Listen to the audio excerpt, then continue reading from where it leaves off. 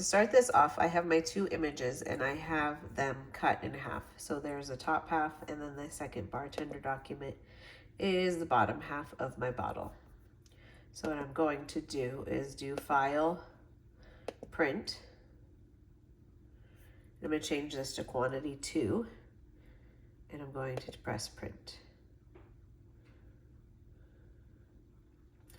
And I must have it stretched just slightly bigger than my box, so it's just giving me a warning that it's too big, but that's okay.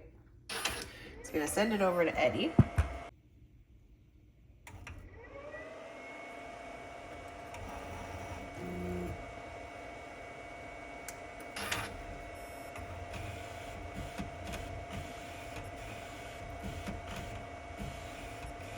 All right, now we're going to just print our image for the top half of the bottle directly onto our tray.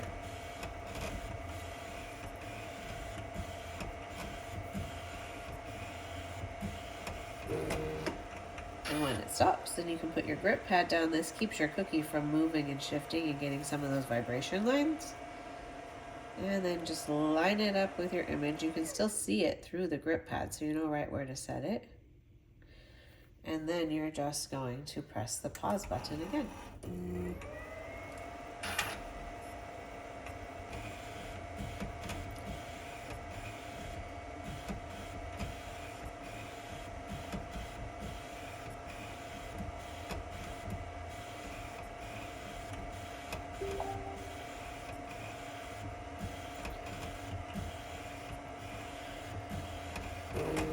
All right, we've printed the first half of our bottle. We're going to take it off, set it off to the side, remove our grip pad, and I always keep a wet paper towel nearby, and then I can just take and wipe the ink, and it'll get down into your alignment grooves. That's okay. At the end, we'll pull off the entire tongue and just give it a good rinse under some warm water.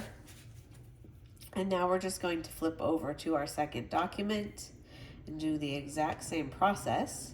File, Print, and we're going to do 2 copies again this time because we're just testing, but so we want to print one onto the tray and then we want to print one onto our test cookie.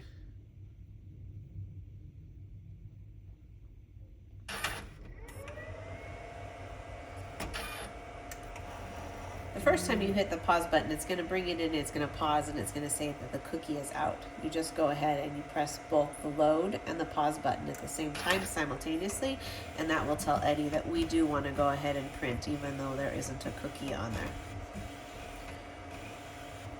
So he is lightly printing our bottom of our cookie image directly onto our tray. Now you can see that it's there. You can put your grip pad back on. Picked up some sort of hair, that's lovely. And now you're going to take your cookie and you're going to line it back up with the image at hand so that you know that it's printing right where you want it to print. And you're going to press the pause button because it's going to see a cookie this time, so you don't need to press both buttons simultaneously. It'll scan the cookie and then print it right where you told it to print it.